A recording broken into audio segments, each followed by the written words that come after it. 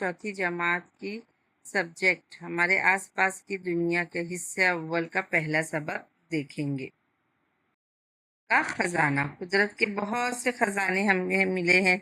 हवा, पानी, रोशनी, सूरज, चांद, जिसमें से जो सबसे अनमोल खजाना जो हम इस्तेमाल करते हैं रोजमर्रा की जिंदगी में, वो है पानी, जिसके बारे में इस सबक में हम पढ़ेंगे।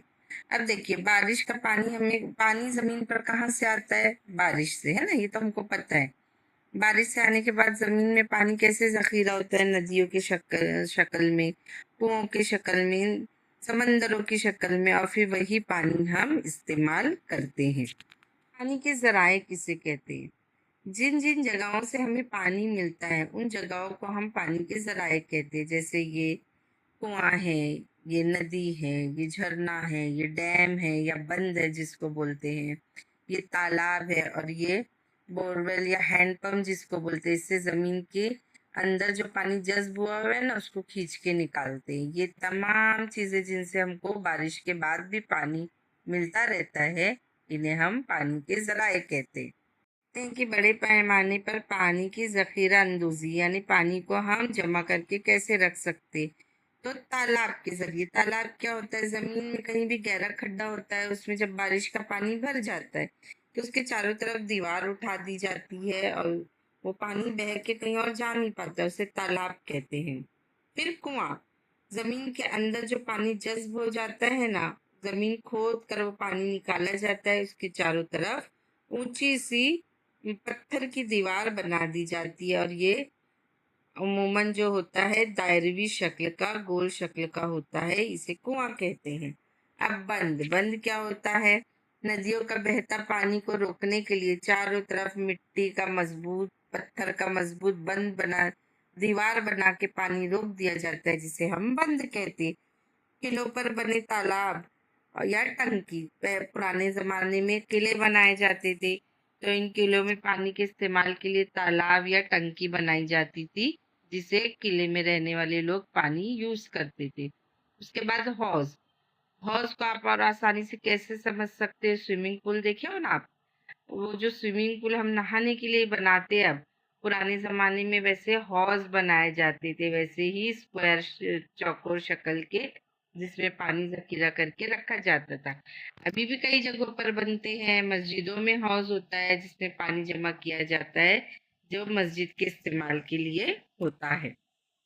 अब यहाँ देखिए, घरों में पानी जखीरा करके रखने वाली कुछ चीजें दी गई, जैसे ये है मिट्टी का बर्तन जिसे हम मटका कहते हैं, ये स्टील की टाकी, ये बाल्टी, ये तांबे का हंडा, ये बॉटल, और ये हमारे घरों पे जो सिंटेक्स वगैरह लगती है ना पानी जमा करने, ये वो है। ये तमाम चीजें, इनके जरिए हम पानी घर में जखीरा करके रख सकते हैं। ना जाया होना मतलब पानी को बर्बाद करना या ज्यादा खर्च करना। तो ये कैसे होता है? ये देखो, ये बच्चा ब्रश कर रहा है ना, अभी इसको पानी की जरूरत नहीं, तब भी इसने नल खुला छोड़ा हुआ है। ये लेडी यहाँ बर्तन धो रही है, बकेट भर के बह रही, तब भी ये पानी नल जो है वो बंद नहीं कर रही है। उसके बाद ये पानी का पाइप फटा हुआ है जिसमें से पानी रस रहा है, और ये पाइप बनाया नहीं जा रहा है। इस तरीके से क्या हम लोग छोटी छोटी चीजों को नजरअंदाज करके पानी को वेस्ट करते हैं, जाया करते हैं। तो हमें इन सब चीजों से बचना चाहिए। देखो, हमारी जमीन पर जो 71% पानी मौजूद है, मगर इसका ये मतलब नहीं सिर्फ 30% खुश्की है, बाकी जो 71% है ना, 29% खुश्की है, 71% जो है पानी है। मगर इसका ये मतलब नहीं कि बहुत पानी है। क्यों? क्योंकि ये जो 71% पानी है ना, इसमें जो पानी है वो समंदर की शक्ल में है। समंदर का पानी कैसा खारा होता है जिसको हम इस्तेमाल नहीं कर सकते। उसके बाद कुछ पानी मुंजमिद, मुंजमिद यानी जमा हुआ बर्फ की हालत में, उसको भी हम इस्तेमाल नहीं कर सकते। बहुत कम पानी जो है वो हमारे इस्तेमाल के लिए हमारी जमीन पर मौजूद है। इस बात को इस तस्वीर के जरिए समझाया गया है कि ये देखिए, ये हमारी जमीन पर मौजूद टोटल पानी है। इस पानी में से सिर्फ ये मीठा पानी इस्तेमाल के मीठा पानी जिसको हम इस्तेमाल कर सके, वो इस कप के में पानी ना उतना है। और उस पानी में से साफ सुथरा इस्तेमाल के लायक पानी ये एक बूंद के बराबर है। सोचो, हमारे पास استعمال کے لائق کتنا کم پانی ہے، اسی لیے ہمیں پانی کو ضائع ہونا نہیں دینا چاہیے، کم سے کم پانی استعمال کرنا چاہیے کی بچت کر سکتے ہیں۔ ہمیں کم سے کم پانی استعمال کرنا چاہیے، نل کم کھولنا چاہیے جب ضرورت ہے۔ دیکھو یہاں پر ہے نا، یہ بچے کو ابھی پانی کی ضرورت نہیں تھی اس نے نل بند رکھا ہے۔ یہاں پر کہیں بھی لیکیج ہے فوراً اس لیکیج کو ٹھیک کیا جائے۔ چھتوں وغیرہ پر سے جو پانی جمع ہو کر بہتا رہتا ہے اس کو ایک ٹانکی میں جمع کر لیا جائے اور اس کو ری یوز کیا جائے۔ گملوں وغیرہ میں پائپ سے پانی نہ ڈالا جائے، ڈائریکٹ نل سے نہ ڈالا جائے، اس سے بہت پانی ویسٹ ہوتا ہے۔ اسپرے سے یا پوٹ سے جتنا پانی ضروری ہے اتنا ہی پانی ڈالا جائے۔ اس طریقے سے چھوٹے چھوٹے پریکاشن لے کر ہم پانی کی بچت کر سکتے ہیں۔ بچانے کا اور ایک طریقہ کیا ہے؟ پانی کو دوبارہ استعمال کرنا۔ دوبارہ استعمال کرنے کا مطلب ہم نے سبزی وغیرہ دھو لی، پھل دھو لیے، ایک برتن میں پانی لے کے وہ ساری چیزیں دھوئے، نہ کہ نل کے نیچے دھوئے، اور وہ برتن کا پانی اس کو ری یوز کرے کپڑا دھونے میں یا پھر زمین دھونے میں یا پھر باتھ روم میں اس کو دوبارہ یوز کرے۔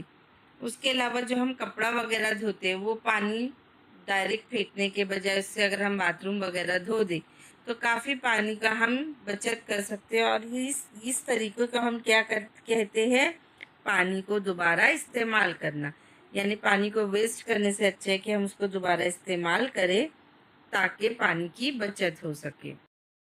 پانی کو صاف کرتے بھی آنا چاہیے۔ اب تو دیکھو بڑے بڑے فلٹرز لگ جاتے ہیں، نئے نئے ٹیکنالوجی آ گئی ہے، فلٹر وغیرہ ہے۔ پرانے زمانے میں یہ سب کچھ نہیں ہوتا تھا، تو پرانے زمانے میں کس طریقے سے پانی کو صاف کیا جاتا تھا، چلو آؤ دیکھتے ہیں۔ پہلا ہے چھاننا۔ چھاننے کا مطلب کیا ہے؟ جیسے ہم چائے چھانتے ہیں نا، چائے چھاننے سے کیا ہوتا ہے؟ چائے پتی چھنی کے اوپر رہ جاتی ہے اور صاف چائے جو ہے وہ ہمارے برتن میں چلی جاتی ہے۔ اسی طرح پانی کو چھان کر صاف کیا جاتا ہے، جس کے لیے ایک دم باریک کپڑا یوز کیا جاتا ہے، جس سے کپڑے میں گندگی رہ جاتی ہے اور پانی چھن کے نیچے چلا جاتا۔ دوسرا طریقہ ہے نتھارنا۔ نتھارنا کیا ہے؟ فٹکری جو ہوتی ہے، جہاں بھی پانی جمع کیا گیا ہے جس بھی برتن میں، اس برتن میں ہم کیا کرتے؟ ایک دو بار فٹکری کو گھما دیتے، گھمانے کے بعد اس برتن کو ایسے ہی رکھ دیتے، ذرا بھی ہلنے نہیں دیتے، تو جتنی بھی برتن پانی میں گندگی نا وہ برتن کی تہہ میں نیچے جم جاتی ہے فٹکری کی وجہ سے۔ پھر کیا کیا جاتا ہے؟ اوپر سے صاف پانی نتھار کر لے لیا جاتا ہے۔ اس طریقے کو کہتے ہیں نتھارنا۔ اس کے بعد ابالنا۔ ابالنا کیا؟ پانی کو 100 ڈگری سیلسیس پر خوب 10 یا 15 منٹ تک خوب ابالا جاتا ہے، جس کی وجہ سے اس کے اندر کے جراثیم ختم ہو جاتے ہیں۔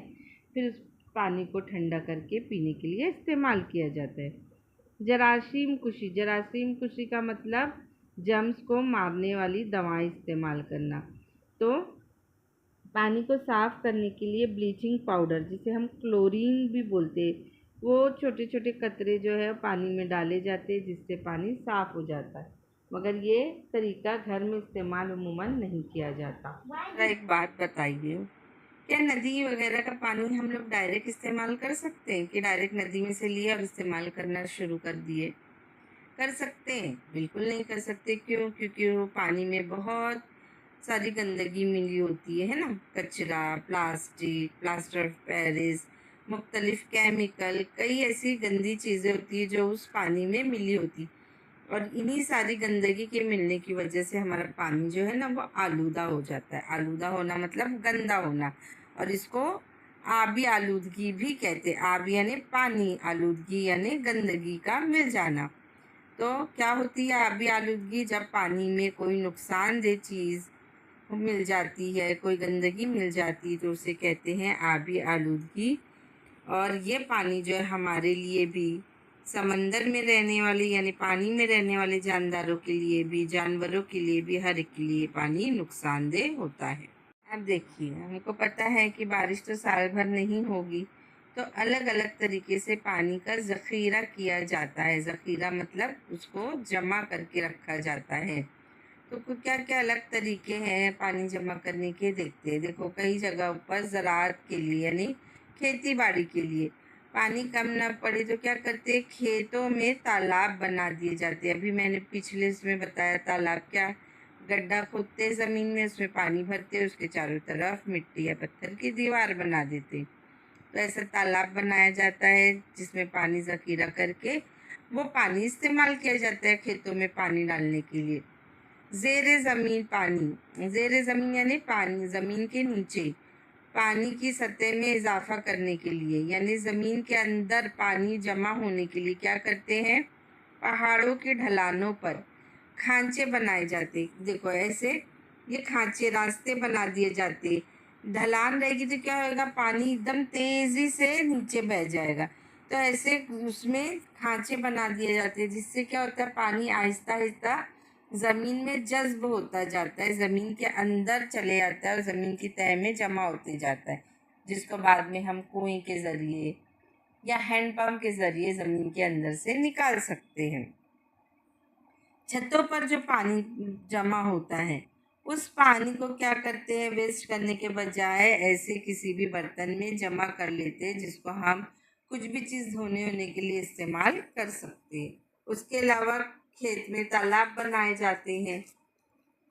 اب ان دونوں تصاویر کو دیکھیے اور یہ بتائیے کہ جو بارش کا پانی ہے وہ کون سے اس میں سے بہہ جائے گا، پتھروں میں سے یا مٹی میں سے؟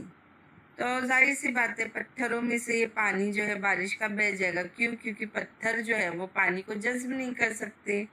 اس کے برعکس مٹی جو ہے، مٹی کی صلاحیت ہوتی کہ وہ پانی کو اپنے اندر روک لیتی، جذب کر لیتی، تو یہ مٹی کے اندر جہاں بھی مٹی ہے وہاں سے پانی بہہ نہیں پائے گا، وہ مٹی جو ہے پانی کو سوکھ لے گی۔ دیکھو ہماری مٹی میں کیا صلاحیت ہوتی ہے کہ یہ پانی کو جذب کر لیتی تاکہ ہم وہ پانی کو دوبارہ استعمال کر سکیں۔ ہماری جو مٹی بھی ہے نا، وہ بھی ایک اہم قدرتی وسیلہ ہے، قدرت کی طرف سے ملنے والا ایک اہم انعام ہے۔